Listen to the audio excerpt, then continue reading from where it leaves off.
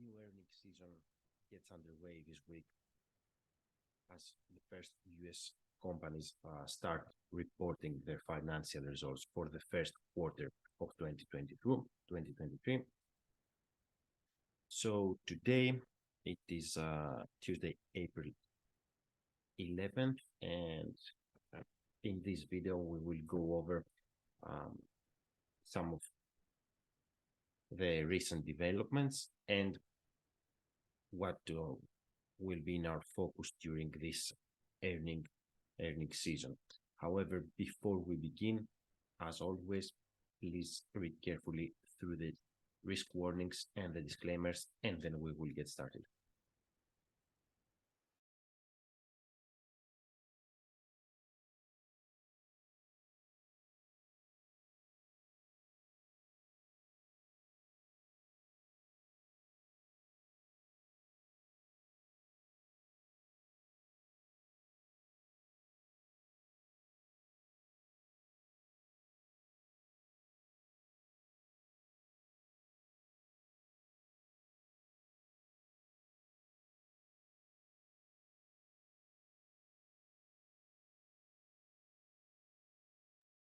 Once again, please read carefully through the risk warnings and the disclaimers. And of course, bear in mind that anything that is discussed during this video does not constitute investment advice and should not be construed as such.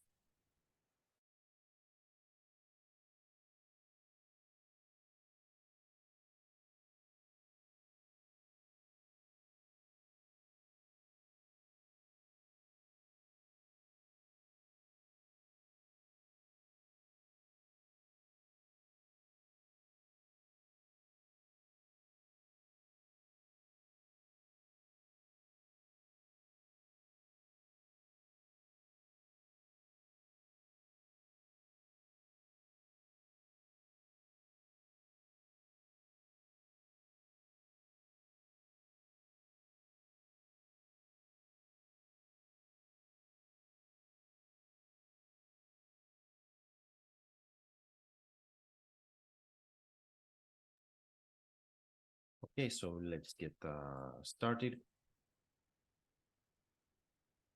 So we're gonna, as we said, the earnings season starting with the US gets underway this week. So we'll start with setting the backdrop, which there's high uncertainty given the recent banking turmoil. Then we will go through a quick rough earnings timeline, which sectors and which companies report first, which follows typically. That's why we're talking about a rough timeline. And of course, if there are any already confirmed dates, we will go over them as well. Then we will talk about some specific sectors that I will be watching during this earnings period, and then we'll take a little bit of a more detailed look into some specific companies, some companies that I consider key during this period. Now, starting with background, as we already talked, there's high uncertainty, mostly because of the explosive end to the third quarter and the banking developments in mid-March.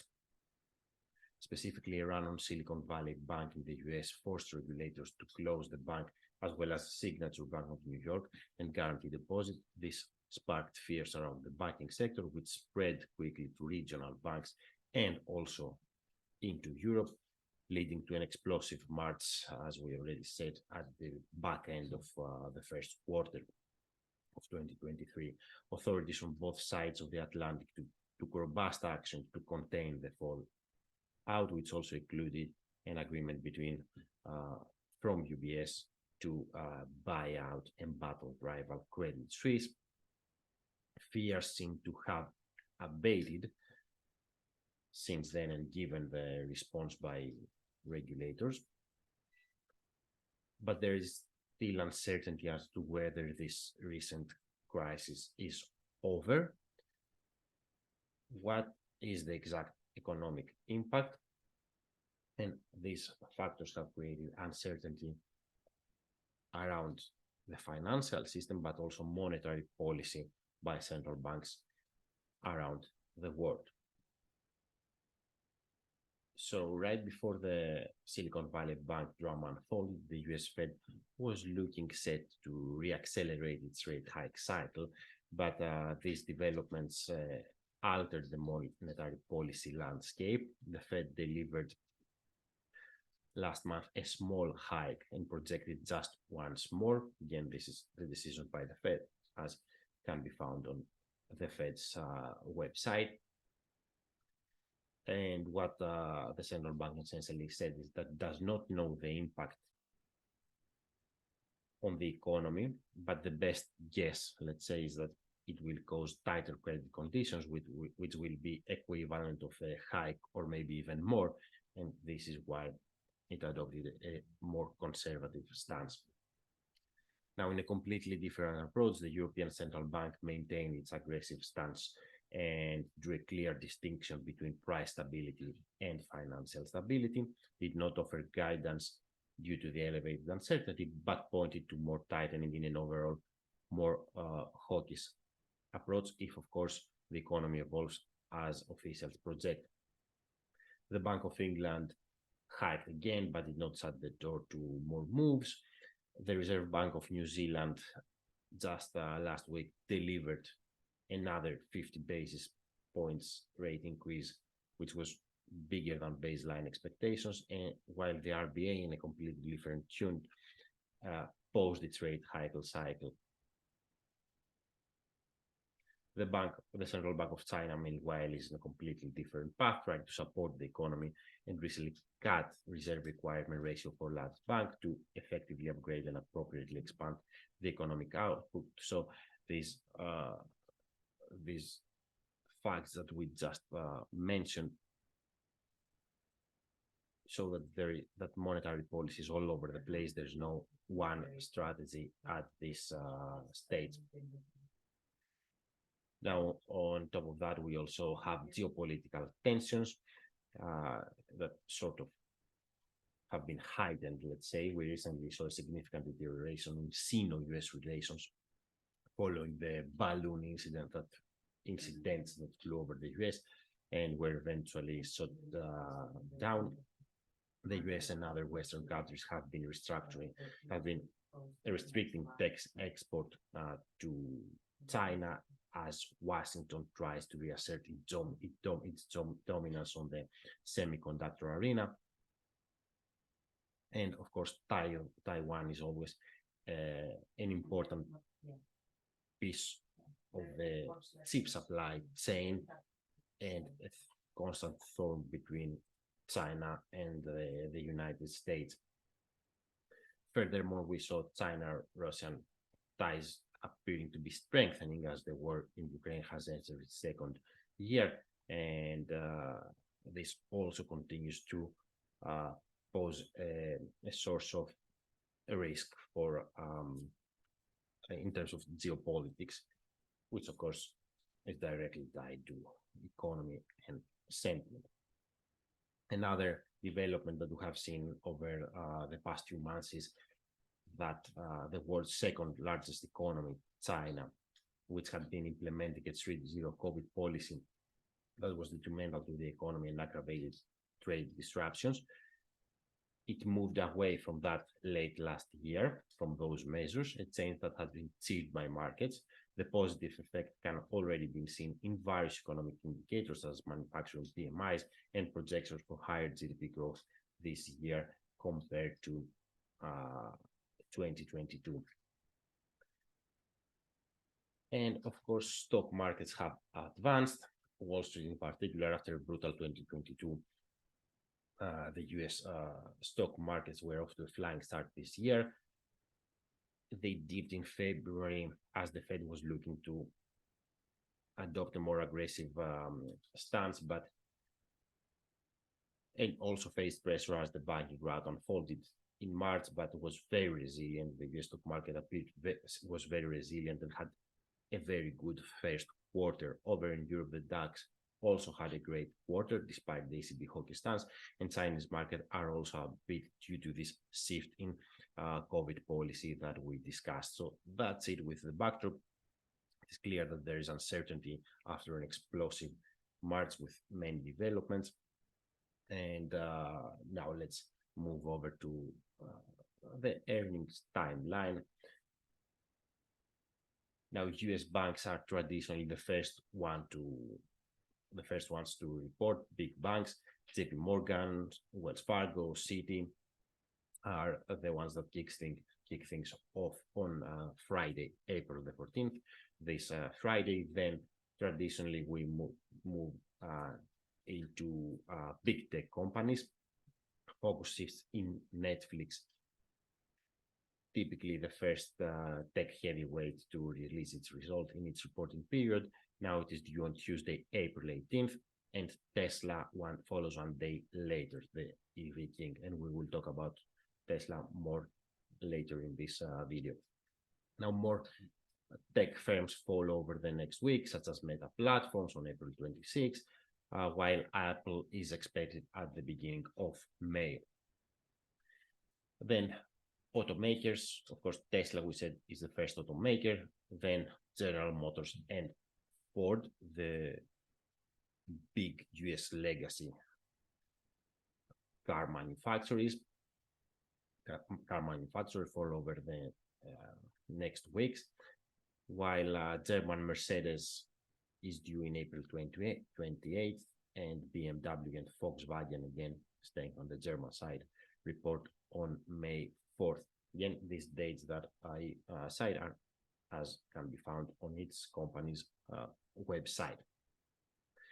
Then we said how US banks kick things off. Then later on we have European ones as well. Deutsche Bank, Germany's Deutsche Bank, and UK's Barclays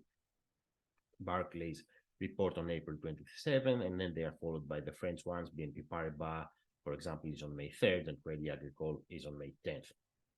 Then focus shifts to US retailers, big US retailers such as Target on May 17th and Walmart a day later. These are, as we're moving to the sunset of the US earnings period, they're late in the US reporting cycle.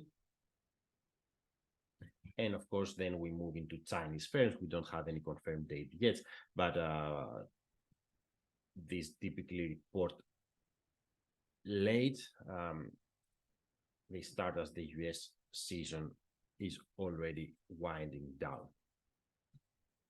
Now let's talk about some sectors that will be in my radar during this reporting period.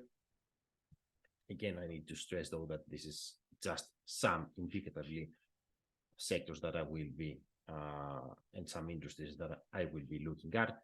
It's not an exhaustive list. Obviously, I follow many more industries, but these are some that will be quite interesting for me during this period. Of course, we talk about the banking sector. The collapse of Silicon Valley Bank has created fears over the health of the industry, mostly, however, around regional banks.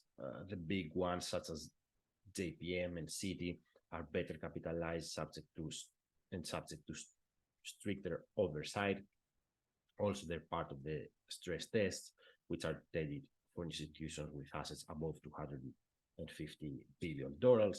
SVB had just over 200, so below this threshold, and it's a specific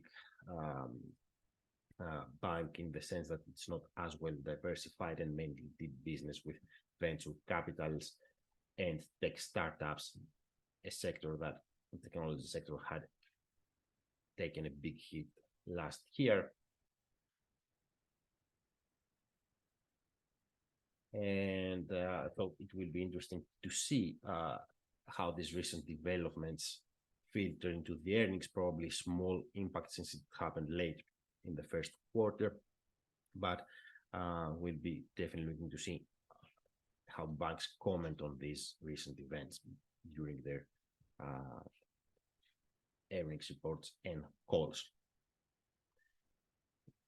Now we will be closely focusing the auto industry. Pretty much everyone is turning to EVs these days, even legacy automakers. The truth is that this industry is always on our watch, mostly again due to the electric vehicle segment. Automakers struggled last year on continued supply chain disruptions and high interest rates and inflation, but these pressures seem to have eased. The EV market gets increasingly more competitive with legacy automakers pushing on this front. Tesla, had the king of the EV industry, has made multiple price cuts recently, and we have seen some other manufacturing following suit. But the question is, can they survive a potential price war? Tesla has far bigger margins than anyone else on the industry, where many startups are still unprofitable, so they may face more pressure in case of more price cuts. Ford, General Motors, Rivian stand out in the US. Chinese startups such as NIO, Li Auto, and XPeng also make strides, while over in Europe, auto giants such as Volkswagen are catching up and offer quite interesting electric vehicle lineups. Global EV sales grew 55% last year, according to research by Canalys, with more than half coming from China and Europe being the second largest market. So it's a global phenomenon. Oftentimes we focus on US firms, but definitely China is far ahead, and Europe is also adopting electric vehicles in a fast pace. Now, the streaming industry is quite interesting as well, in another increasingly competitive market. Netflix was dethroned by Disney in terms of subscribers last year after a brutal first half for Netflix. Legacy entertainment giants get into the action, such as HBO and Paramount, while tech behemoths such as Apple and Amazon are now also considered rivals in the streaming arena. It looks like we may be heading into a consolidation period, though Netflix was forced to cut many shows and scale down its content, let's say, after the poor first half of 2022. Disney recently announced cost cuts and layoffs, a reduction in its workforce. So maybe now Disney, for example, instead of producing content from everyone, which is the go-to method for streamers that are entering the market and looking to grab everyone's attention, but they might now focus on less shows, on a smaller amount of content and new shows, but more compelling ones.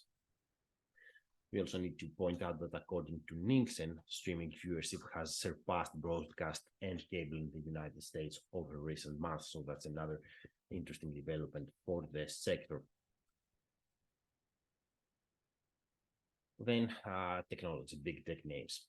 Our main focus here is artificial intelligence, and specifically conversational chatbots that seem to be the new shiny toy since OpenAI took the world by storm with ChatGPT late last year. And now every major tech company wants to get in the action. Microsoft was fast to capitalize on its collaboration with OpenAI and offered an AI-powered artificial intelligence-powered Bing search engine. Google launched BART shortly after. China's Baidu has ErnieBot, and so on. Today, Alibaba also made a big announcement around artificial intelligence. Now, of course, it's still too early to say where this generative artificial intelligence will go. It's still a new technology, and there are also many questions around privacy and other issues and potential regulatory crackdowns and all that.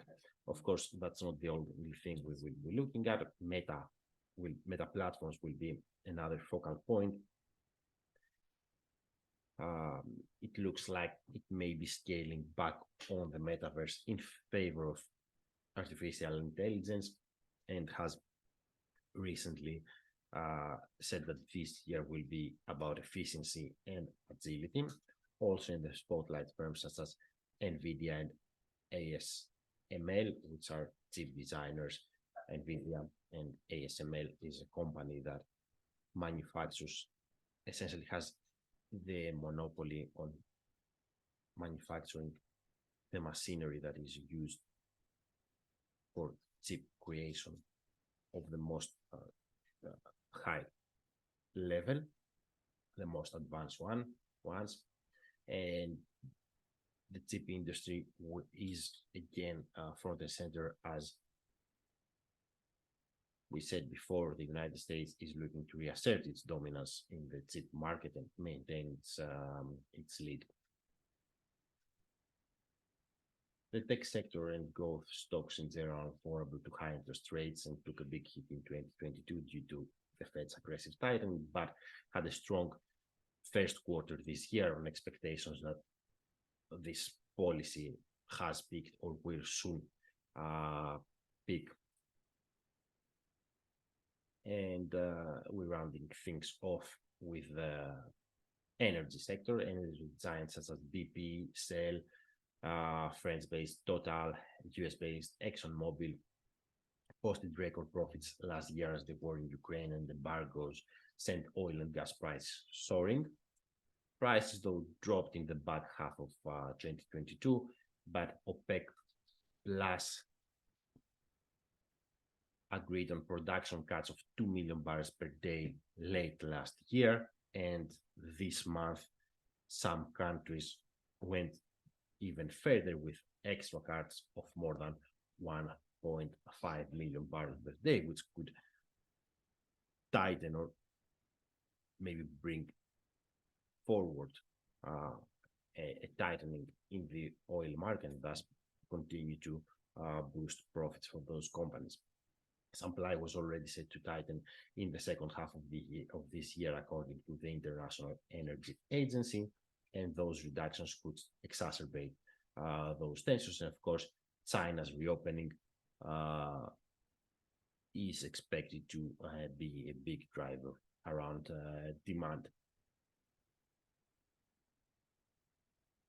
And now let's turn into some specific companies that I will be following closely during this earnings season.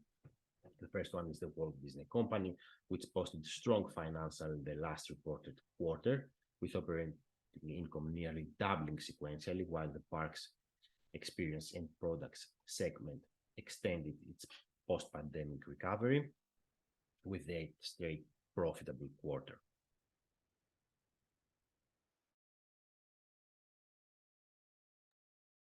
The company recently brought back its previous and highly successful CEO, Mr. Bob Iger, who spearheaded the acquisitions of Marvel and Star Wars, as well as the streaming expansion. He did not lose any time after taking over again and announced a restructuring plan, now breaking the company into 3 segments: Disney Entertainment, Disney Parks Experience and Products, and the sports-oriented ESPN business. The plan is aimed at efficiency and includes cost cuts of $5.5 billion and a reduction of the workforce by 7,000 jobs. Disney left Netflix in the second place in terms of subscriber over the summer and had stayed ahead since, but relinquished 1 million subscriber combined for all 3 of its services, with 234.7 million users as of the end of December 31. So we're looking to see how does the entertainment giant progress with this transformation plan, and how will it affect its streaming services in terms of subscribers, in terms of content, and if it will be able to keep its lead over Netflix. And of course, it recently also launched an ad-supported subscription tier, and will be interesting to see if we get any more insights as to how this has been performing. Now let's move on into Tesla. The leader of the EV market posted record delivery and production figures for the first quarter. This have already been announced, but they were a bit disappointing, especially production, and a sizable gap between deliveries and production persisted. This maintains concern over demand, despite Elon Musk's recent dismissal and a series of price cuts.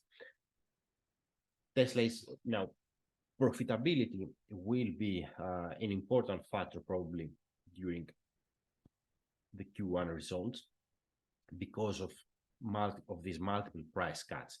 Tesla is better positioned to weather price cuts compared to its rivals because of the very big profit margins that it has, industry leading.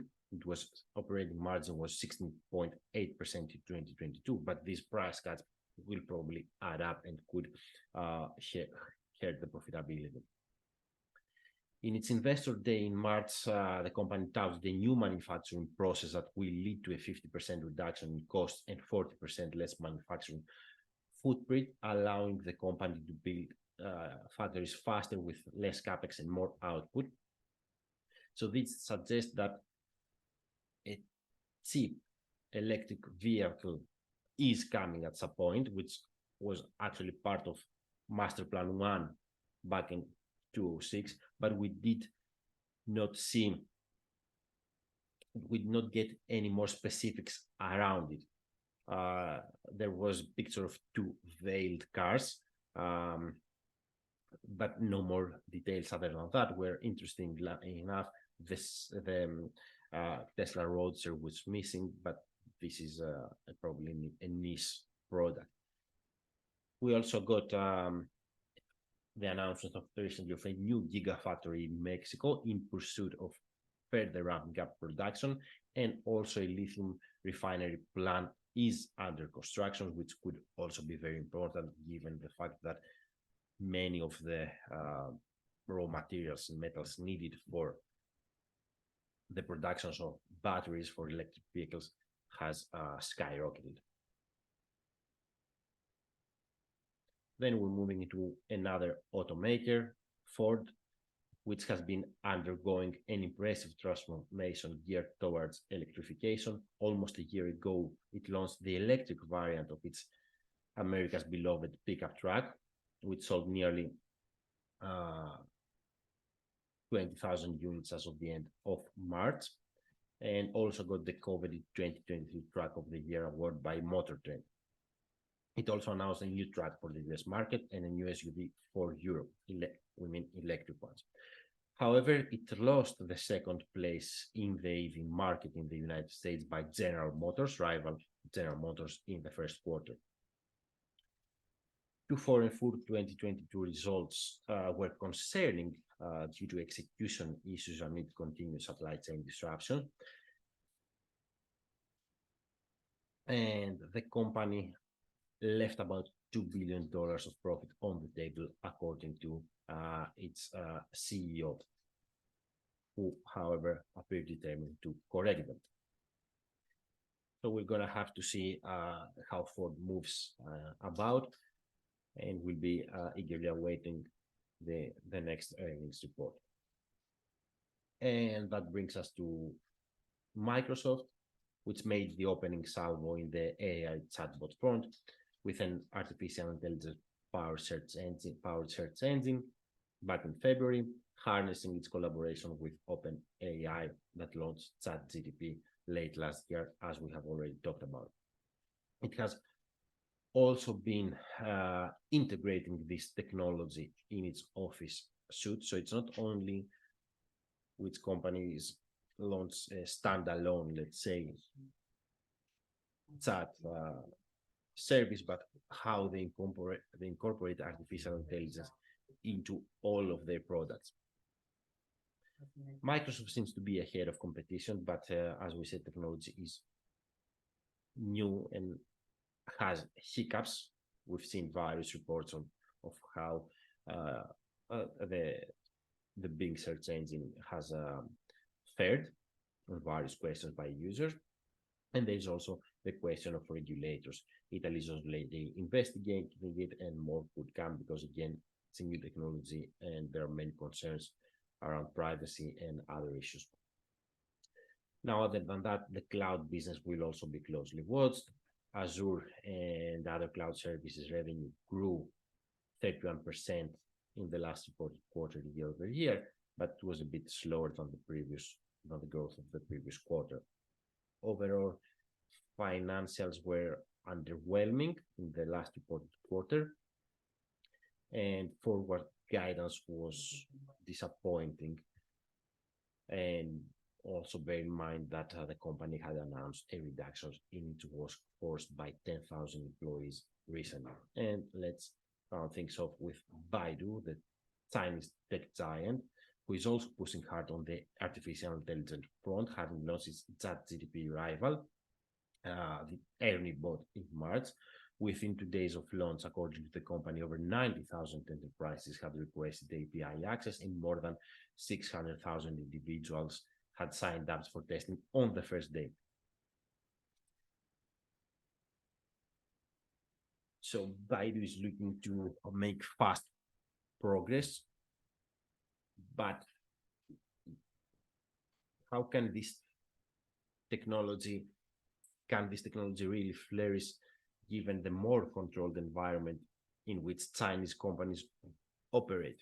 In any case, of course, Baidu will look to enhance all of its products and services with, or most of them with, artificial intelligence. Another significant segment is the driverless robotaxis by Baidu. It recently got permission to expand its driverless ride-hailing services in China's capital, Beijing, achieving another important milestone. Whereas on the broader financial front in 2022, it had a challenging year, according to its CEO, Mr. Li, but the CEO sees prospect of stronger growth this year, given the progress in artificial intelligence. So that's pretty much from today's preview of the upcoming